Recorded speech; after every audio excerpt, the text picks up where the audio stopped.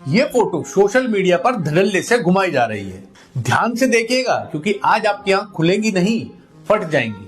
इसमें एक तरफ कांग्रेस पार्टी का करंट बैंक बैलेंस बताया गया है और दूसरी तरफ बीजेपी का बैंक बैलेंस बताया गया है, जिसमें कांग्रेस पार्टी जिसने लगभग 70 साल से देश पर राज किया उसके बैंक में सिर्फ 133 करोड़ बताए जा रहे हैं और बीजेपी जिसकी देश में सरकार सिर्फ 16 साल रही है उसके अकाउंट में 10,000 करोड़ से ज्यादा बताए जा रहे हैं। इस पॉइंट को राज्यसभा में उठाया गया है कांग्रेस के एमपी अजय माकन द्वारा, लेकिन उन्होंने क्या नहीं बताया वो मैं अब आपको बताता हूं। बात है 1991 की। उस टाइम सोशल मीडिया के नाम पर न्यूज़पेपर और मैगजीन्स ही चला करती थी बस। तो एक टॉप की स्विस मैगजीन हुआ करती थी श्वाइजर इलस्ट्रेट। उस मैगजीन में 1991 में जो स्विस बैंक में सबसे अमीर खाते वाले लोग हैं उनकी फोटो छपी थी, यानी जिन लोगों के खाते में सबसे ज्यादा पैसा था।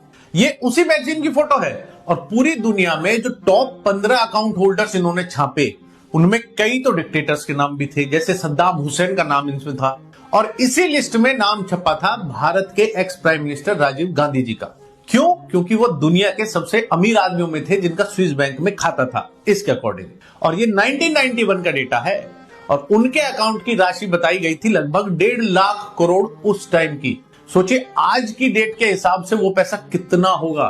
भाई नेपाल का पूरे साल का बजट 1.5 लाख करोड़ के करीब रहता है आज की डेट में। अब मेरा पहला सवाल यह है कि इतना पैसा आया तो आया कहां से राजीव जी के स्विस अकाउंट में? मान लो नेहरू जी रजवाड़ा फैमिली से भी थे तो इतनी तो उनकी भी प्रॉपर्टी नहीं थी, और अगर होती भी तो प्रॉपर्टी तो कोई बेची नहीं गई। अब स्विस बैंक में तो कैश ही जमा हुआ होगा ना, तो फिर ये पैसा कहां से आया? और बैंक के नियमों के अनुसार इस अकाउंट का मालिक राजीव जी के बाद कौन है? आमतौर पर या तो पत्नी या बच्चे। बैंक के नियम अनुसार तो ये होता है। तो इस स्विस बैंक का अकाउंट का मालिक कौन है? और ये आरोप ना तो बीजेपी ने लगाया है, ना आरएसएस ने लगाए हैं और ना मैं खुद इनमें से एक भी आरोप अपनी तरफ से लगा रहा हूं। ये तो स्विस मैगजीन ने खुद छापा हुआ था 1991 में। और अब आते हैं इस फोटो पर।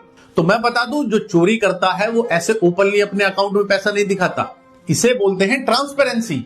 कांग्रेस पार्टी के अकाउंट में भले ही 133 करोड़ हो, पर स्विस बैंक के अकाउंट्स का हिसाब कौन देगा?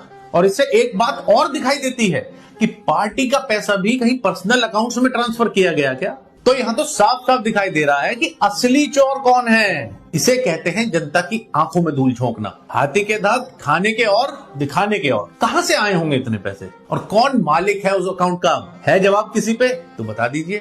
जय हिंद।